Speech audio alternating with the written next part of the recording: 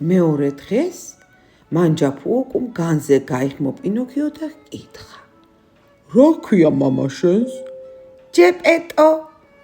რა ხელობის კაცია? ერთი ღარიბ ღატაკია. ფულს თუ შოულობს? აბა საიდან? ერთი ჩენტეზი მოც არ უგდია ჯიპეში. საწყალმა უკანასკნელი ქურთუკი გაიხადა და ანბანი მიყიდა. ქურთუკს საკერებელზე ედო და სუნთლად გაწყალებული იყო. საწყალი კაცი, თითქმის თანა ვუგრძნობ.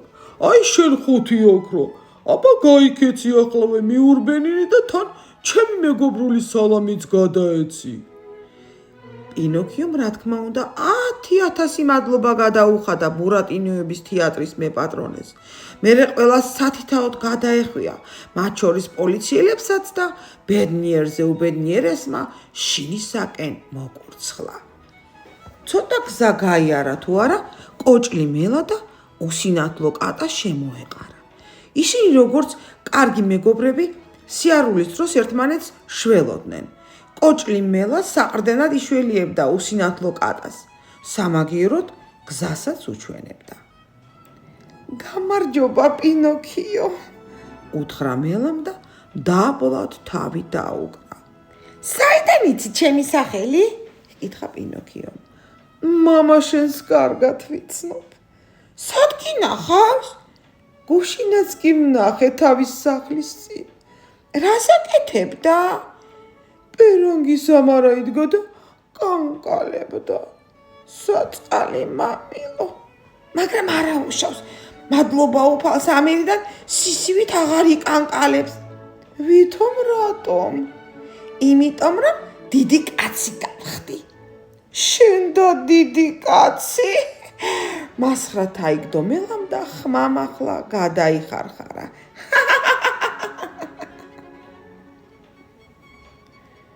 ჩაიქირქილა კატამაც, მაგრამ რომ არ შეემჩნიათ, წინა თათი ჩამოისვა ოლაშზე.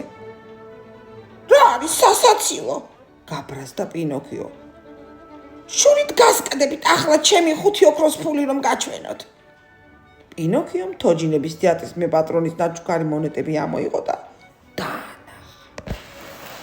როგორც კი ოქროს წკრიალი გაიგონეს, მელამ თავის დაბრეცილი ფეხი უცებ გაასწორა, ხოლო კატამ ორივე თვალი ისე გადმოკარკლა, რომ მათ ნაცვლად 2 მწვანე კოცონი გამოჩნდა, მაგრამ ისევ სწრაფად დახუჭა, ასე რომ პინოქიოს არც კი დაუნახავს. რა უნდა ახლა ამ ფულს? ითხრა კატა. უპირველეს ყოვლისა, უპასუხა ბურატინომ, მამილოს ახალ ქურთუკს ვუყიდი. ვეცდები სულ ოქროსი და ვერცხლისა იყოს. ღილებად კი ფერად-ფერადი ქვები უნდა ეკეროს. მერე ანბანსაც ვიყიდი. ანბანი რაღაც გინდა? შენ და ანბანი? ხო, მე სკოლაში უნდა დავიწყო სიარული და კარგათაც ვისწავლო. ერთი შემომხედე, უთხრა მელა. სულელურმა სწავლამ არ დამართა ეს? და თავისი მოტეხილი ფეხი უჩვენა. ახლა მე შემომხედე. თქვა კატა. სულელურმა სწავლამ არ დამართა, არ დამთხარა ორივე თვალი? ამ დროს გზის პირას ხეზე შემომჯდარმა თეთრმა შავშმა თავისი ძველი სიმღერა დაამღერა. პინოქიო, ყური არ უგდო მაგ ნაძირლებს, ამბობდა იგი. თორემ ბოლოს მწარედ ინანებ. საწყალის შაშვი არ ჯობდა გაჩუმებულიყო. კატა ერთი დიდი ნახტობით მისვდა შაშვს და ბუმბულიანად ისე გადასანსლა, რომ შაშვმა ვაის დაძახებაც კი ვერ მოასწრო. შესანსლა თუ არა, პირი გაილოკა და ისევ წეღანდელივით დახუჭა თვალები, ვითომ ბრმავარო. საბრალო შაშვი, უთხრა პინოქიომ კატას. რა დაგიშავა ასეთი? ჭკუა ვასწავლე. სხვა დროს ეცოდინება, რომ ცხის საქმეში ცხელი არ უნდა ჩაყოს. თითქმის ნახევარი გზა ეკნებოდათ გავლით, რომ მელა შეჩერდა და ბურატინოს მიუბრუნდა. გინდა ორი მაგდენი ოქრო რომ მქონდეს? რა თქვი? გინდა ამ 5 ოქროს ნაცვლად 100,000 და 2,000 ოქრო გქონდეს? რატომაც არა, მაგრამ როგორ?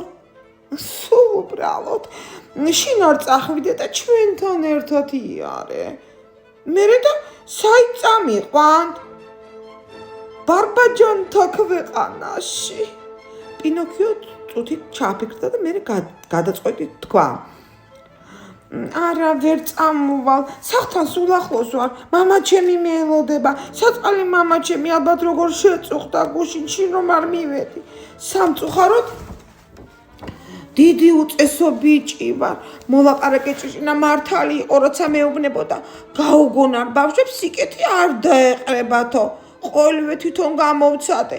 აი გუშინ მანჯაფუკო სახლში სიკვდილის პირას ვიდექი. ახლაც კი მაკანკალებს ის რომ აკონტება. მაშინ ნამდვილად გადაწყვიტე შინ წასვლა. უთხრა მელამ. რას ვიზამთ? მით უარესი შენთვის. მე თუ არესი შენთვის. გაიმეორა კატამაც. ერთხელ კიდევ კარგად მოიფიქრე პინოქიო.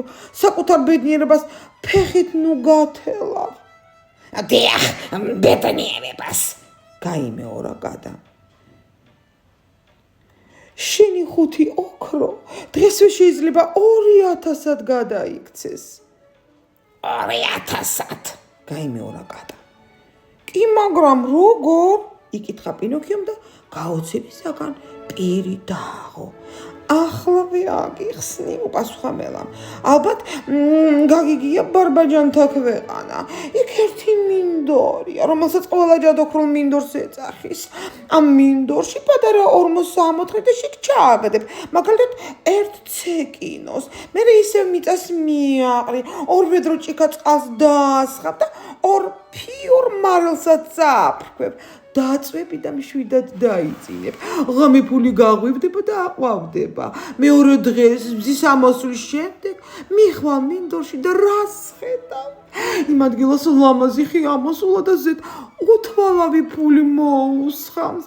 ისე დამძიმებია ტოტები ივლისში პურის თავმა რომ იცის ხოლმე. მარშა სადამე? უფრო და უფრო გაოცდა პინოქიო. თუ იმ მინდორში 5 ოქროს ჩავყრი, რამდენს ვნახავ დილით? მაგის დაანგარიშებას რა უნდა? უპასუხა მელამ. თითებზეც კი შეგიძლია იანგარიშო. თქვათ, თითო ცეკინო 500 ცეკინოდ იქცა. მაშინ 5-5-ზე გადაამრავლებ და მეორე დილით 2,500 ბრჭყიალა. ახალ ცეკინოებს ჩაიჭრიალებ საკუთარ ჯიბეში. ვაი, რა კარგია! წამოიძახა პინოქიომ და სიხარულით ცალფეხს შემოტრიალდა. როცა ამ ფულებს ავიღებ, 2,000 ჩემთვის დავიტოვებ, დანარჩენს კი თქვენ მოგცემთ.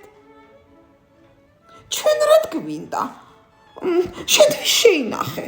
აღშფოთებით წამოიძახა მელამ და ნაწყენი კილოთი დაუმატა.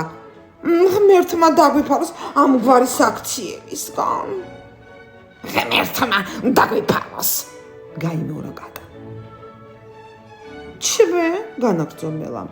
იმიტომ კი არ ვირჯებით რომ გამორჩენა გვინდა. ჩვენი შრომის მიზანი მხოლოდ და მხოლოდ სხვების გამდიდრება. სხვების. გაიმეორა კატა. რა პატიოსანი ბატონები არიან? გაიფიქრა პინოქიომ და იმავე წუთში მამაც დავიწყდა ახალი ქურთუკიც, ანბანის და ყველა თავისი გულკეთილ დაპირებაც. მელასა და კატას მიუბრუნდა და უთხრა: წავიდეთ ჩქარა, თქვენთან ერთად მოვდივარ.